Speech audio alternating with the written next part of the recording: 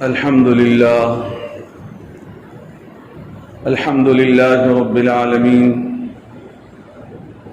والصلاة والسلام على سيد الأنبياء والمرسلين محمد وعلى آله وأصحابه وبارك وسلم تسليما كثيرا. أما بعد، قال الله تبارك وتعالى في القرآن المجيد: أعوذ بالله من الشيطان الرجيم، بسم الله الرحمن الرحيم. قل إن كنتم تحبون الله فاتبعوني يحببكم الله ويغفر لكم ذنوبكم والله غفور رحيم. وقال تعالى في مقام آخر: لقد كان لكم في رسول الله أسوة حسنة. وقال النبي صلى الله عليه وآله وسلم: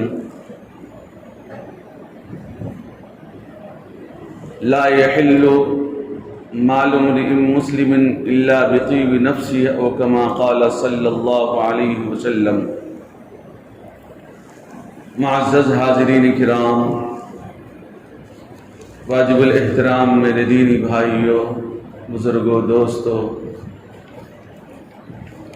یہ ربیع الاول کا مہینہ چل رہا ہے. اس مہینے کے اندر جہاں مسلمانان اسلام آقا مدنی صلی اللہ علیہ وآلہ وسلم کی سیرت بیان کرنا اور آپ علیہ الصلاۃ والتسلیم کے اوصاف کو لوگوں کے سامنے لانے کا کام کرتے ہیں، یہ بہت بڑی عظیم سعادت کی بات ہے. اللہ کرے کہ ہمارے دلوں کے اندر یہ بات اتر جائے جو کہی جا رہی ہے، ہماری زندگیوں کے اندر لمحہ لمحہ آقا مدنی صلی اللہ علیہ وسلم کی عظمت بٹھا دے.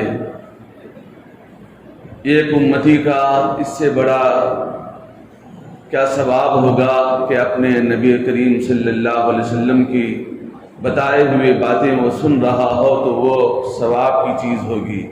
اس کے لیے یقیناً بہت بڑا ثواب کا ذریعہ ہوگا، بہت زیادہ اس کے لیے خیر کا سبب بنے گا. اسی لیے سارے عالم کے اندر مسلمان سیرت کے جلسے جلوس کرتے ہیں تاکہ مسلمانوں کے اندر ہمارے نبی علیہ السلام کے طریقے ان کی زندگی میں اتر جائے. نبی علیہ السلام کا ایک ایک پہلو اللہ رب العزت نے محفوظ رکھ رکھا ہے. قرآن مجید کو اللہ رب العزت نے محفوظ رکھ رکھا ہے. اس کے بعد جو سب سے زیادہ محفوظ ہے وہ نبی کریم صلی اللہ علیہ وسلم کی ذات اقدس اور آپ علیہ الصلاۃ والتسلیم کی سیرت اور اقوال کو اللہ رب العزت نے محفوظ رکھ رکھا ہے. دنیا کے اندر سابقہ انبیاء علیہ السلام بھی گزرے ہیں، ایک نہیں بلکہ 1.25 لاکھ انبیاء علیہ السلام کو اللہ رب العزت نے اس دنیا کے اندر بھیجا ہے، لیکن کسی کی سیرت اللہ رب العزت نے قیامت تک محفوظ نہیں رکھا ہے. ابھی اس کے ماننے والے کچھ لوگ ہیں، جیسے حضرت عیسیٰ علیہ السلام کے ماننے والے آج بھی لوگ ہیں. یہ ہزاروں نہیں بلکہ کروڑوں کی مقدار میں لوگ ہیں، لیکن ان کی سیرت کو محفوظ اللہ رب العزت نے نہیں رکھا ہے. ایسے ہی حضرت موسیٰ علیہ السلام کے ماننے والے بھی آج بھی اس دنیا کے اندر بہت سارے لوگ ہیں، لیکن اللہ رب العزت نے ان کی سیرت کو، ان کے اقوال کو، ان کے طور طریقوں کو اللہ رب العزت نے محفوظ نہیں رکھا ہے. یہ آقا مدنی صلی اللہ علیہ وآلہ وسلم کا معجزہ ہے. اللہ رب العزت چونکہ اس دین کو رہتی دنیا تک باقی رکھنا ہے اور قیامت تک اسی طریقے کو چلانا ہے، اس لیے اللہ رب العزت نے نبی علیہ السلام کے ایک ایک پہلو کو، ایک ایک واقعے کو، نبی علیہ السلام کی ایک ایک سیرت کو قیامت تک کے لیے محفوظ رکھا ہے. اور پھر یہ واقعات ہم لوگ سنتے بھی رہتے ہیں، لوگوں کے سامنے بتاتے بھی رہتے ہیں. ایک مرتبہ ایک بزرگ مولانا فضل الرحمان گنج شکر مراد آبادی رحمۃ اللہ علیہ کے سامنے کسی نے پوچھا کہ حضرت آپ میلاد کیوں نہیں مناتے؟ انہوں نے فرمایا کہ ہم میلاد کیوں نہیں مناتے؟ ضرور مناتے ہیں۔ ہم لوگ میلاد کو لمحہ لمحہ نبی علیہ السلام کی توجہات کو اور آقا مدنی صلی اللہ علیہ وآلہ وسلم کو خوش کرنے کی فکر کرتے ہیں۔ ہمارے لیے کوئی ایک مہینہ مخصوص نہیں ہے جس کے اندر ہم نبی کو خوش کر لیں اور سارا سال ہم چھوڑ دیں، یہ ایسا کوئی طریقہ نہیں ہے۔ ہم تو ہر لمحہ اور زندگی کا پورا سال نبی کو خوش کرنے میں ہم گزار دیتے ہیں، ہم کیسے میلاد نہیں مناتے؟ تو جو آدمی اس آدمی کی میلاد اسی وقت پوری ہوتی ہے جو ہمیشہ آقا مدنی علیہ الصلوۃ والتسلیم کی رضا میں اس کی زندگی بسر جائے، وہی تو میلاد ہے۔ تو اس لیے میرے بھائیوں، ہر آدمی بھی یہ سوچے کہ ہم لوگ ہمیشہ، یہ نہیں کہ کوئی آدمی کسی کو خوش کرنے کے لیے کوئی کام کر دیا، کوئی کسی آدمی کو کوئی خوش کرنے کے لیے کوئی کام کر دیا، ہمارے نبی کو خوش کرنے کے لیے سال میں یہ کام کر دیا، اس سے نبی علیہ السلام کی خوشی حقیقت میں حاصل نہیں ہوتی۔ حقیقت میں اس وقت نبی علیہ الصلوۃ والتسلیم کو خوشی حاصل ہوتی ہے جب انسان زندگی بھر نبی کے طور طریقوں کو اپناتے زندگی بسر کرے، اس وقت نبی علیہ الصلوۃ والتسلیم ہم سے خوش ہوتے ہیں۔ اسی وقت نبی علیہ السلام کے اطوار کو، آپ کی سیرت کو، آپ کے قول کو، آپ کے فعل کو ہم اپنی زندگی میں لاتے زندگی بسر کریں، اس وقت اللہ کے حبیب علیہ الصلوۃ والتسلیم ہم سے زیادہ خوش ہوں گے، ہم سے زیادہ راضی ہوں گے۔ اس لیے ایک امتی کو چاہیے کہ نبی علیہ السلام کی زندگی کا ایک پہلو جان کر زندگی بھر اپنے آپ کو اس پہلو میں ڈالنے کی فکر کرے، وہی تب جا کر صحیح مسلمان بن سکتا ہے۔ وہ انسان تب جا کر صحیح مسلمان بن سکتا ہے، تب جا کر وہ مومن، کامل مومن بن سکتا ہے۔ اس لیے میرے بھائیوں، ہم سب کو بھی چاہیے کہ اس بات کی فکر کرتے رہے کہ ہم آقا مدنی صلی اللہ علیہ وآلہ وسلم کے پہلوؤں کو، آپ علیہ الصلوۃ والتسلیم کی تعلیمات کو اپنی زندگی کے اندر لانے کی فکریں کرتے رہے۔ یہ سب سے بڑی سعادت ہے۔ جو آدمی نبی علیہ السلام کی غلامی میں آ گیا، یقیناً وہاں تو آپ کو غلامی نظر آ رہی ہے، لیکن حقیقت میں وہ سرداری میں آ گیا۔ جو نبی کی غلامی میں آ گیا، وہ اللہ رب العزت اس کو سرداری دونوں جہاں کی ضرورت عطا فرمائے گا۔ صحابہ کیا تھے؟ صحابہ کیا تھے؟ ان کے پاس کھانے کے لیے اناج نہیں تھا، ان کے پاس کمائی نہیں تھی، ان کے پاس پیسہ نہیں تھا، ان کے پاس مال نہیں تھا، لیکن نبی علیہ السلام کی محبت ان کے دلوں میں تھی، اور اللہ رب العزت سے حقیقی عشق ان کے دلوں میں تھا، نبی علیہ الصلوۃ والتسلیم سے حقیقی عشق ان کے دلوں میں تھا۔ اللہ رب العزت نے ساری دنیا کو ان کے قدموں میں ڈال دیا، ان کے قدموں میں ڈال دیا۔ اور یہی ہوگا میرے بھائیوں، حقیقی مومن کے لیے اللہ ساری دنیا کی دولت کو ان کے قدموں میں ڈال دیتا ہے۔ اگر ہم صرف رسمی مسلمان بننا چاہیں تو رسماً مسلمان تو ہو جائے گا، لوگ کہہ دیں گے کہ یہ مسلمان ہیں، ہاں فلاں وقت میں یہ نبی علیہ السلام کا میلاد کرتا تھا، یقیناً ہو جائے گا، لیکن حقیقی مسلمان اس کو نہیں کہتے میرے بھائی۔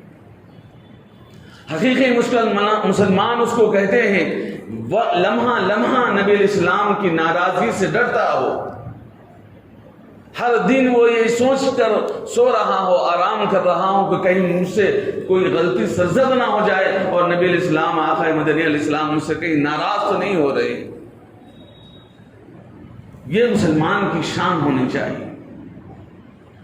ابھی ایک مرتبہ ایک بڑے امام گزرے ہیں، امام بصیری رحمۃ اللہ علیہ، امام بصیری رحمۃ اللہ علیہ بڑے وقت کے بڑے امام گزرے ہیں، بڑے اللہ والے نیک آدمی تھے، اپنے اشعار لوگوں کے سامنے سنایا کرتے تھے، اور بڑے بڑے بادشاہوں کے سامنے وہ اپنے اشعار سناتے تھے، بادشاہ ان کو انعامات سے نوازتے تھے، وہ اسی انعامات کے اندر اپنی زندگی کا گزر بسر کیا کرتے تھے۔ ایک مرتبہ امام بصیری رحمۃ اللہ علیہ کو کسی اللہ والے نے کہا کہ اے بصیری، کیا کبھی تجھے تیرے نبی علیہ السلام کی خواب میں زیارت ہوئی ہے؟ تو امام بصیری رحمۃ اللہ علیہ انہوں نے کہا کہ مجھے آج تک نبی علیہ السلام کی زیارت نہیں ہوئی۔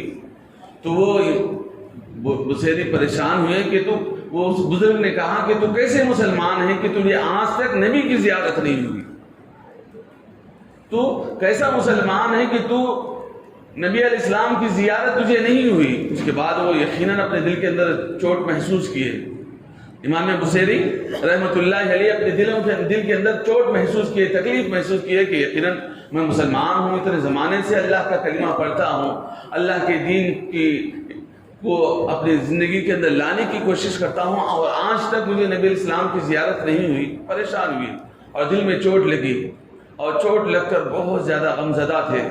اسی غمی کی حالت میں کیا کرنا ہے سوچتے رہے۔ ایک مرتبہ اسی سوچ و بچار میں تھے کہ ان کو فالج کا اٹیک آیا، اور ایسا فالج آیا کہ اوپر سے کمر سے نیچے کا حصہ مکمل فالج ہو گیا اور چلنے کے قابل نہ رہے، اور بستر پہ بھی یہی سوچتے رہے کہ میں کیا کروں، نبی علیہ السلام کی آج تک زیارت نہیں ہوئی، اور میں دیکھتے میں فالج زدہ بن گیا اور میں بستر کے حوالے ہو گیا، اور اسی حالت میں دھیرے میں خبر کے بھی حوالے ہو جاؤں، اور مجھے میری زندگی میں نبی علیہ السلام کی زیارت نصیب نہیں ہوئی۔ اس کے بعد سوچتے ایک مرتبہ سوچا کہ میں جو اشعار لوگوں کو سناتا ہوں، کیوں نہ میں نبی علیہ السلام کی شان میں اشعار لکھوں۔ وہ بستر ہی پہ لیٹے ہوئے نبی علیہ السلام کی شان میں بچپن سے لے کر جوانی، اور جوانی سے لے کر ہجرت، اور ہجرت سے لے کر نبوت، اور نبوت سے لے کر پھر اخیر تک نبی علیہ السلام کے اشعار، نبی علیہ السلام کی زندگی کے بارے میں لکھنا شروع کر دیے، اور لکھتے ایک مرتبہ لکھ کر تھک گئے۔ اس کے بعد نیند لگ گئی تو وہ اپنے اشعار کی چٹھی اپنے سرانے رکھ کر سو گئے۔ کیا دیکھتے ہیں کہ اسی وقت آقا مدنی صلی اللہ علیہ وسلم کی زیارت نصیب ہوئی۔ اس کے بعد فرمایا کہ اے بصیری، تم نے کیا لکھا ہے اشعار کے اندر؟ نبی علیہ السلام نے فرمایا کہ تم نے کیا لکھا ہے وہ مجھے پڑھ کر سناؤ۔ تو امام بصیری رحمۃ اللہ علیہ پڑھ کر سنانے لگے۔ نبی علیہ السلام جیسے سن رہے تھے، نبی علیہ السلام خوش ہو رہے تھے، سامنے صحابہ کی بڑا مجموعہ تھا، نبی علیہ السلام بھی موجود تھے۔ تو امام بصیری دیکھ کر خوش ہوئے کہ میں آج نبی علیہ السلام کا دیدار کر لیا۔ اس کے بعد نبی علیہ السلام نے فرمایا کہ بصیری کیا مانگتے ہو مانگو، میں آج دینے کے لیے تیار ہوں۔ نبی علیہ السلام نے فرمایا بصیری کیا مانگتے ہو مانگو، میں دینے کے لیے تیار ہوں۔ اس وقت امام بصیری رحمۃ اللہ علیہ نے نبی علیہ السلام کے دربار میں عرض کیا کہ یا رسول اللہ صلی اللہ علیہ وسلم، میرا جسم پر فالج زدہ ہو چکا ہے، کمر سے لے کر نیچے تک کا حصہ پورا مفلوج ہو چکا ہے، یا رسول اللہ یہ ٹھیک ہونا ہے، یہ بس اس کی دعا کر دیجئے۔ تو نبی علیہ السلام نے خواب ہی میں ان کے پیروں پر اپنا ہاتھ مبارک پھیرا، ایسے ہی نبی علیہ السلام نے کمر سے لے کر پیر تک، اور اس پیر پر بھی نبی علیہ السلام نے پھیرا۔ اس کے بعد پھر نبی علیہ السلام نے ان کو ایک چادر عطا فرمائی، اور وہ خواب میں دے رہے ہیں، جیسے ہی صبح اٹھے تو وہ چنگا بالکل ایسے ہی تھے جیسے ان کو کبھی زندگی میں فالج ہی نہیں ہوا تھا۔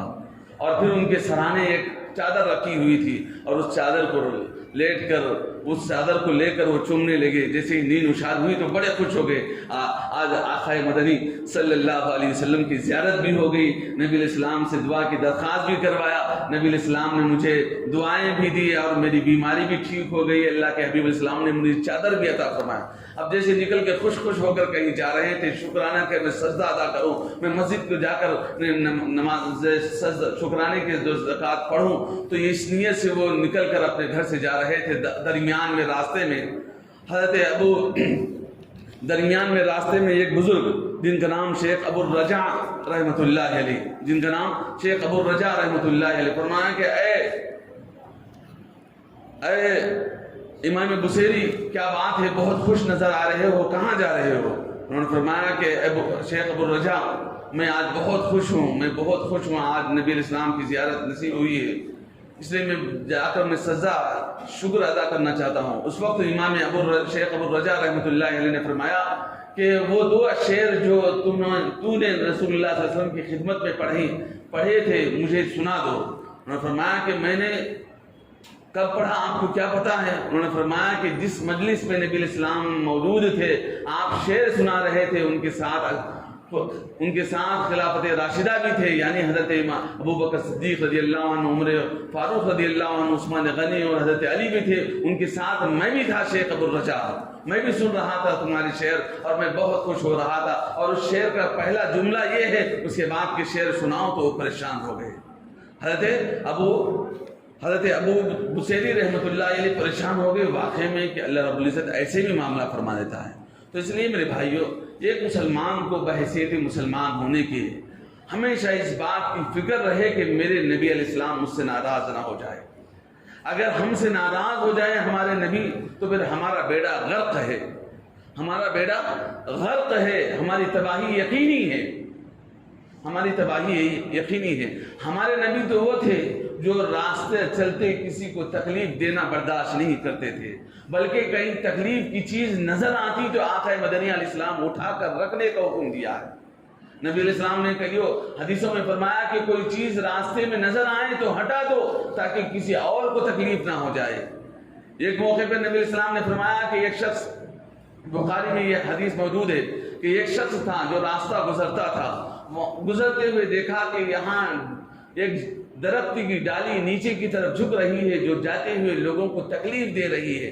وہ ایک شخص سوچا کہ یہ لوگوں کو تکلیف ہو رہی ہے، لہذا اس نے جا کر ایک کلہاڑی لی اور لے کر اس درخت کی ٹہنی کو توڑ کر بازو میں کیا اور لوگوں کے جانے میں راستہ ہموار کیا اور سہولت پیدا کی۔ اللہ رب العزت نے اس کی مغفرت فرمائی، اس لیے کہ لوگوں کو وہ تکلیف دہ چیزوں سے ہٹانے کے لیے اس نے اس درخت کے ٹہنی کو کاٹ دیا تھا، اس لیے اللہ نے اس کی مغفرت فرمائی، اس کو جنت میں داخلہ عنایت فرمایا۔ نبی علیہ السلام نے خود فرمایا یہ حدیث۔ تو جب نبی علیہ السلام یہ چاہتے ہیں کہ آقا مدنی علیہ السلام یہ چاہتے ہیں کہ اس کے ذریعے سے کسی اور کو تکلیف نہ ہو جائے، تو میرے بھائیوں آج مسلمان کیسے مسلمان ہیں کہ جو لوگوں کو تکلیف دے رہا ہے؟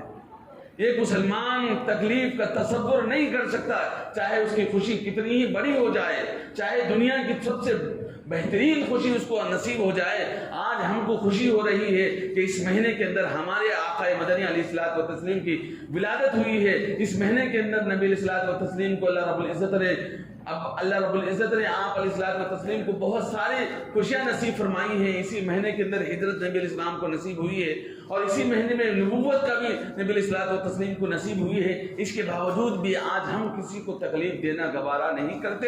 یہ ہمارے نبی کی سنت ہے، یہ نبی کا طریقہ ہے، یہ نبی کا شعار ہے۔ ایک مسلمان دوسروں کو تکلیف دینا کیسے برداشت کر سکتا ہے میرے بھائی؟ تو آج کے اس مہینے کے اندر مسلمان اس بات کا خصوصاً لحاظ رکھے۔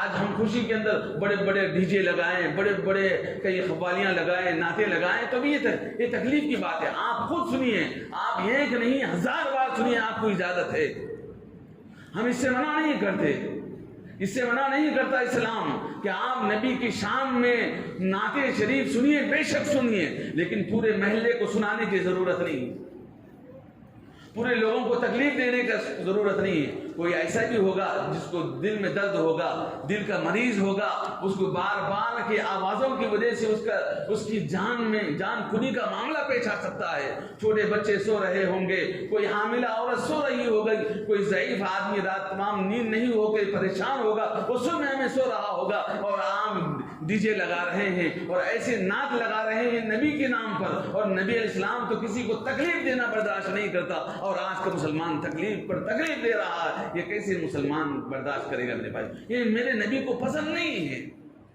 آپ اپنی ذات تک محدود رکھیے، اپنی ذات میں لگائیے، خوشیاں منائیے، اس سے ہم منع نہیں کرتے۔ رسول اللہ صلی اللہ علیہ وسلم کی ولادت یقیناً خوشی کا سبب، دنیا کے اندر سب سے زیادہ خوشی کا سبب ایک مسلمان کو کوئی ہے تو وہ نبی کی ولادت سے بڑھ کر کوئی نہیں ہو سکتی، اس لیے کہ ہمارے لیے راستے ہموار کرنے والے، جنت کا راستہ بتانے والے، کلمہ کا راستہ بتانے والے، قرآن لانے والے، اور اللہ رب العزت ہمارے لیے نجات کا ذریعہ بنانے والے ہمارے نبی، آپ کی ولادت سے بڑھ کر کوئی بات نہیں، بڑھ کر کوئی چیز اور نہیں ہو سکتی۔ لیکن اس کے باوجود ہم اس بات کا احساس رکھے، بھئی ہمارے برادران وطن کرتے ہیں، بڑی دھوم مچاتے ہیں، کیا ہم خاموش بیٹھ جائیں؟ وہ تو نادان ہیں، وہ تو جاہل ہیں، ان کو علم نہیں ہے، ان کو کوئی کسی چیز کا علم نہیں ہے، وہ کرتے ہیں تو کرنے دو۔ ان کے حق میں ہدایت کی دعا کبھی آپ نے کیا ہے؟ کبھی آپ نے کی ہے ان کے حق میں ہدایت کی دعا؟ نبی علیہ السلام تو وہ تھے جو ہر ایک کے لیے ہدایت کی دعا کرتے تھے۔ آج اب ہم لوگ اتنے نادان کہہ لیجئے کہ ہم اتنے نادان ہیں کہ ہم اپنے بچوں کی ہدایت کے لیے دعا نہیں کرتے، چاہے کہ ہم دوستوں کے لیے دعا کریں۔ اس لیے میرے بھائیوں، یہ جو مہینہ ہے، مبارک مہینہ ہے، اس مہینے کے اندر ہم کو کیا کرنا چاہیے؟ ہم کو نبی علیہ السلام کی سیرت کو بچوں کو بتانا چاہیے، ایک ایک بچوں کے دلوں کے اندر نبی کی سیرت۔ ایک واقعہ سناتا چلوں کہ ایک پروفیسر، بہت مشہور پروفیسر تھے، وہ کسی کالج کے اندر لوگوں کو پڑھا رہے تھے، بچوں کو، نوجوان بچوں کو پڑھایا جاتا ہے، تو وہاں پورے 40 اسٹوڈنٹس تھے۔ انہوں نے ایک اسٹوڈنٹ کو اٹھا کر پوچھا کہ بیٹا، نبی علیہ السلام کا نام کیا ہے؟ انہوں نے کہا کہ ہمارے نبی کا نام گاندھی جی ہے۔ ایک مسلمان کہہ رہا ہے، اللہ اکبر، اب ہمارے دلوں پر تلوار نہ چلے تو کیا چلے؟ وہ مسلمان بچہ کہہ رہا کہ شاید میرے خیال میں ہمارے نبی کا نام گاندھی جی ہے، اللہ اکبر۔ اور ایک دوسرے مسلمان سے کہا گیا کہ حضرت فاطمہ کون تھی بتا دیں، تو اس نے کہا کہ یہ نبی کی بیوی تھی، نعوذ باللہ۔ کیا کہہ رہا تھا وہ بچہ؟ کہہ رہا کہ یہ نبی کی بیوی تھی۔ حضرت فاطمہ کون ہے؟ آقا مدنی صلی اللہ علیہ وسلم کی لاڈلی بیٹی ہے۔ بیٹی کہنے کے بجائے وہ یوں کہہ رہا ہے کہ وہ نبی کی بیوی تھی۔ آج مسلمان اتنا گرا ہوا ہے جس کو نبی کا نام نہیں پتا، جس کو نبی کی بیٹی کا پتہ نہیں ہے۔ اب ایسا مسلمان کس حد تک، کس درجے گرا ہوا ہوگا؟ کتنی محنت کی ضرورت ہے میرے بھائیوں، محنت کی ضرورت ہے۔ آج ہم نے دنیا کے لیے تو محنت سکھا دیا بچوں کو، ہم دنیا کے لیے سب کچھ بتا دیے، ہم اپنے بچوں کو بہت کچھ کروا دیے، لیکن ہمارے اپنے دین کے واسطے سے ہم نے بچوں کو کچھ نہیں سکھایا میرے بھائی۔ بہت بڑی افسوس کی بات ہے۔ ایک واقعہ نبی کریم صلی اللہ علیہ وسلم کی ولادت سے 700 سال پہلے کا واقعہ ہے کہ ایک بڑا شخص تھا، بڑا بادشاہ تھا، اس کا نام کتابوں کے اندر تبہ حمیری نقل کیا ہے۔ تبہ حمیری ایک بڑا بادشاہ تھا، اس نے بھی یہ سوچا کہ لوگ جا کر مکے کے اندر بہت زیادہ عبادت کرتے ہیں، کیوں نہ میں مکے کو ہی ڈھا دوں۔ لہذا اس غرض کے لیے وہ تو چونکہ یہودی تھا، وہ اس غرض سے مکے کے اوپر چڑھائی کرنے کے لیے آگے بڑھا۔ تو جیسے آگے بڑھ رہا تھا تو راستے میں اس کے منہ سے، اس کے کان سے، اس کے ناک سے، اس کے آنکھ سے خون نکلنا شروع ہوا اور پریشان ہو گیا کہ یہ کیا بات ہے۔ اس کے بعد پھر طبیبوں کو بلایا، ڈاکٹرز کو بلایا، پریشان ہوا لیکن کوئی علاج نہیں۔ اس وقت سبھی لوگ، مذہبی لوگوں کو بھی بلوایا تو اس نے کہا کہ یہ آسمانی بلا دکھ رہی ہے، زمینی بلا نہیں ہے۔ وہ پریشان ہوا۔ اس کے بعد پھر کسی نے اس کو مشورہ دیا کہ تیرا یہ مسئلہ حل ہو سکتا ہے وہیں جا کر، جس چیز کو تو گروانا چاہتا تھا، کعبۃ اللہ کو ڈھانا چاہتا تھا، اسی جگہ جا کر تو دعا مانگ، شاید کہ تیری یہ دعا قبول ہو جائے اور تیری مرض دور ہو جائے۔ اسی وقت وہاں جا کر کعبہ کے سامنے دعا کرتا رہا، اللہ رب العزت نے اس کے مرض کو دور کیا، اس کو چنگا کیا۔ اس کے بعد پھر کہیں وہیں بیٹھے بیٹھے دعا کر رہا تھا تو خواب میں اس کو یہ چیز نظر آئی کہ کعبۃ اللہ پر غلاف چڑھایا جائے۔ اس وقت تک کعبۃ اللہ کے اوپر غلاف نہیں چڑھایا جاتا تھا۔ نبی علیہ السلام کی ولادت سے 700 سال پہلے تک کعبۃ اللہ پر غلاف چڑھایا نہیں جاتا تھا۔ سب سے پہلے تبہ حمیری نے کعبۃ اللہ پر غلاف چڑھایا۔ کیوں چڑھایا؟ عقیدت میں، دیکھو میری یہاں دعا قبول ہوئی۔ اس کے بعد وہاں لوگوں سے پوچھا، اس نے کہا کہ ہمارے خاندان میں یہاں ایک رسول پیدا ہونے والے ہیں جو ہجرت کر کے مدینے کی طرف جائیں گے، فلاں ان کے اوصاف ہوں گے۔ تو اس نے یہ خط میں لکھا کہ میں ان کی تائید کروں گا، میں یہاں ان پر ایمان لاتا ہوں، ان کی کتاب پر ایمان لاتا ہوں۔ اس کے بعد پھر اس نے اس زمانے میں نبی علیہ السلام کی ولادت سے 700 سال پہلے اس زمانے میں اس نے مدینہ طیبہ کا سفر کر کے وہاں کو حکم دیا کہ وہاں 400 گھرانے کو بسائے اور 400 لوگوں کو وہاں بسایا۔ مدینے کے اندر 400 گھرانے وہاں پر تعمیر کروائے اور 400 گھرانے کے لوگوں کو وہاں بسایا، اور بسا کر ایک لیٹر لکھا کہ جب بھی نبی الاسلام یہاں آئیں تو ان کو کہنا کہ میرے گھر میں تشریف لائے۔ اور نبی الاسلام کے لیے ایک مخصوص گھر اس نے بنوایا تھا، اس کے بعد وہ خط چلتا رہا، وہاں کسی کو گورنر مقرر کیا، وہ چلتے وہ نبی الاسلام کا ولادت ہوئی۔ اس کے بعد پھر نبی الاسلام جب ہجرت کر کے مدینے کی طرف آئے تو اس وقت اونٹنی جب جا رہی تھی نبی علیہ السلام کے پاس، سارے صحابہ آ کر کہہ رہے تھے کہ یا رسول اللہ میرے گھر میں قیام فرمائیں، میرے گھر میں قیام فرمائیں. تو نبی علیہ السلام نے یہی فرمایا تھا کہ یہ اونٹنی جا کر جہاں رکے گی وہاں نبی علیہ السلام کا قیام ہوگا. اتفاق سے اللہ رب العزت کا کرنا یہ ہوا کہ وہ اونٹنی جا کر حضرت ابو ایوب انصاری رضی اللہ عنہ کے مکان کے پاس رک گئی تو نبی علیہ السلام وہاں قیام فرمائے. تو اس وقت حضرت ابو ایوب انصاری رضی اللہ عنہ نے ایک لیٹر نکال کر بتایا تھا کہ یا رسول اللہ یہ ہمارے پشتوں سے چل رہا ہے کہ یہ لیٹر ہے کہ یہ فلاں آدمی تھا طبہ عمیری جو نبی علیہ الصلوۃ والتسلیم پر ایمان لایا تھا 700 سال پہلے نبی علیہ السلام کے آنے سے پہلے. نبی علیہ السلام کے آنے سے پہلے 700 سال پہلے اس نے ایمان قبول کیا تھا اور پھر اس انداز سے وہ مکے پر چڑھائی کر رہا تھا. پھر نبی کے واسطے سے دعا کیا اور کعبۃ اللہ